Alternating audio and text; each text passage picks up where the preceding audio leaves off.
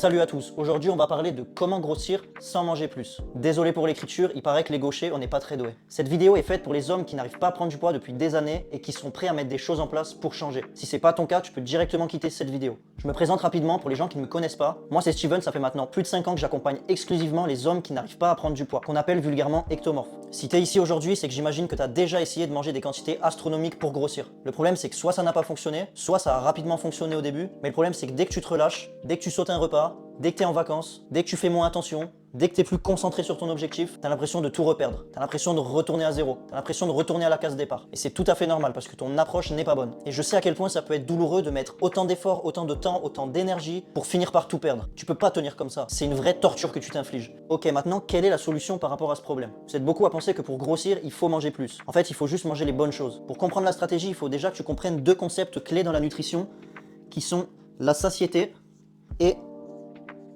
les calories, ok?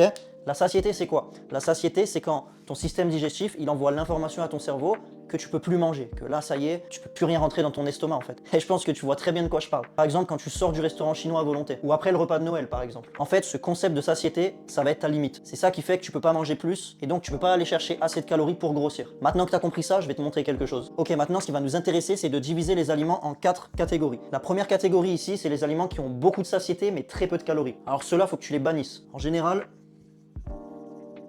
c'est les légumes. C'est ce qu'on va donner aux gens qui veulent perdre du poids. Parce que finalement, les gens qui veulent perdre du poids, ils ont la même problématique que toi. Mais à l'inverse. Eux, ils pensent que pour maigrir, il faut manger très peu. Le problème, c'est qu'ils ont toujours faim. Toi, ta problématique, c'est l'inverse. Peut-être que tu commences à comprendre. Donc ça, les légumes, ça dégage. Ensuite, on a les aliments qui ont peu de satiété et peu de calories. En général, ça va être les protéines, ok? Les protéines, il en faut. C'est très très bien pour construire du muscle, mais comme je l'ai déjà dit dans plusieurs vidéos, c'est pas ça qui va te faire prendre du poids. Et c'est pour ça que souvent je vous dis que la whey protein, les compléments alimentaires, c'est pas forcément votre priorité. C'est pas ces aliments-là qui vont vous faire grossir. Ça construit du muscle, ça construit pas du volume. Ensuite, la troisième catégorie, et c'est là que vous faites tous la même erreur, c'est les aliments qui ont beaucoup de satiété et beaucoup de calories. Donc tu t'en doutes, ça va être tout ce qui est féculent, donc les pâtes et le riz. Pourquoi est-ce que c'est une erreur? Attention, je vais nuancer mes propos. Tout ce qui est riz, pâtes, féculents en général, bien évidemment que ça va te faire grossir. Ça va même être un des plus importants dans ton alimentation. Mais tu vas rapidement être limité par la satiété.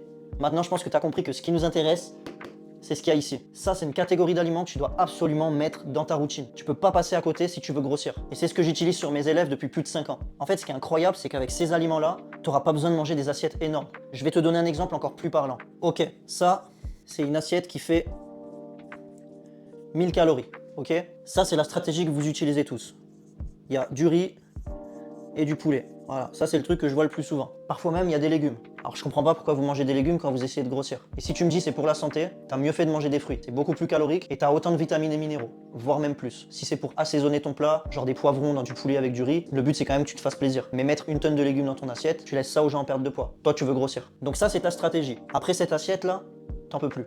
Parce que pour atteindre les 1000 calories avec du riz, il va falloir au moins que tu manges 200 grammes crus. 200 grammes crus en cuit fait presque un demi-kilo. Je serais curieux de voir comment tu te sens et comment tu digères un demi-kilo de riz. Ensuite, le poulet, ça bouge pas. Il te faut des protéines quoi qu'il arrive. Maintenant, moi, ma stratégie, ça va plutôt être ça.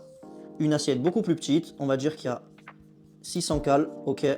Toujours pareil, il y a du riz, il y a du poulet, hop, je fais un P, tu vas comprendre. Donc là, on est d'accord que l'assiette, elle est beaucoup plus petite, elle va être beaucoup plus agréable à manger. Maintenant, elle fait que 600 calories. Et du coup, ce que tu vas faire, c'est que tu vas rajouter plein de petits aliments qui sont minuscules et qui font partie de la catégorie qu'on a vue juste avant. Et on va dire que celui-là, il fait 100 cales. Celui-là, il fait 200. Celui-là, il fait 150. Allez, celui-là, il fait 50. Maintenant, ici, tu as plus de 1000 calories, et si ça se trouve, tu as même encore faim après ton repas. C'est magique. Et bah, c'est exactement cette stratégie que vous devez mettre en place. En réalité, on s'en fout de manger 2, 3, 4, 5, 6 repas par jour. Avec cette stratégie, tu peux même grossir avec un seul repas. Maintenant, si tu veux aller plus loin, je t'offre une consultation gratuite. Dans cette consultation, je vais analyser ta situation et te proposer le meilleur plan d'action pour que tu avances. Attention, les places sont limitées pendant seulement 3 jours. Ça va partir vite, alors prends vite ton rendez-vous en dessous de la vidéo. Ciao les amis.